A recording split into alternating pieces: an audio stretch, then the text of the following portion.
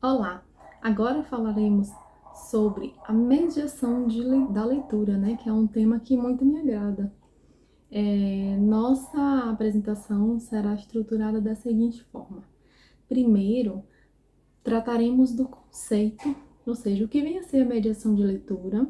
Logo em seguida, falaremos um pouco sobre a importância da mediação de leitura. E em seguida, falamos sobre as estratégias e os recursos que podem ser utilizados na nessa atividade de mediação de leitura, né? Então, vamos lá?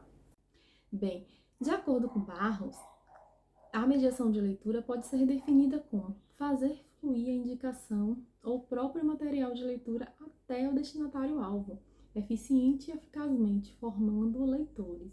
Ou seja, não se trata apenas de ler, e sim de compreender o que está lendo de forma que seja uma leitura fluida, né?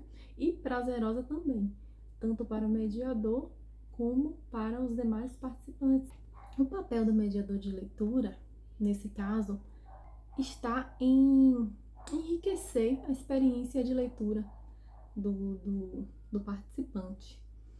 O mediador de leitura pode ser um pai, um professor, um psicólogo, pode ser qualquer pessoa que seja interessada pela leitura, especialmente em termos de mediação.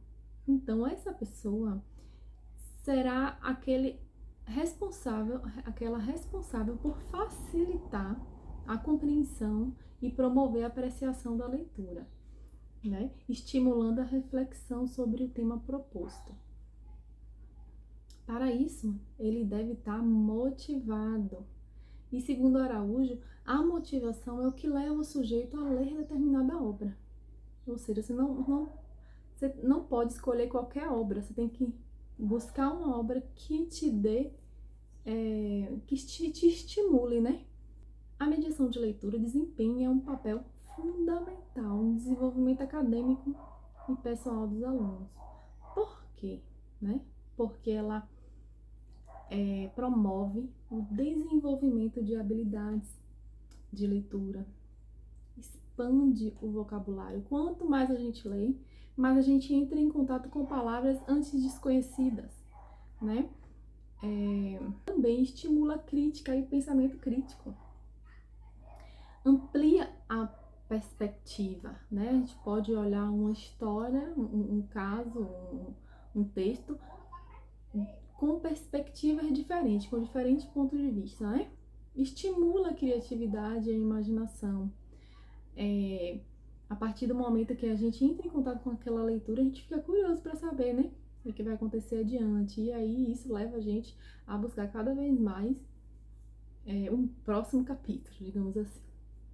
E melhora também a escrita, né? Quanto mais a gente entrar em contato com palavras diferentes, vocábulos diferentes, estruturas de texto diferentes, isso é muito enriquecedor para a nossa vida pessoal e nossa vida acadêmica. E o bibliotecário é a pessoa que está apta, né, a promover essa mediação numa biblioteca universitária. A biblioteca universitária não é só aquele lugar onde se deve lidar apenas com a leitura técnica, né? Também é espaço para a leitura de fruição. Então, a mediação de leitura também promove o gosto pela leitura, como a gente já pôde perceber, né? E melhora o desempenho acadêmico, porque quanto mais a gente entra em contato com a informação, mais a gente obtém conhecimento e nos tornamos mais aptos para estar ali discutindo sobre determinado assunto.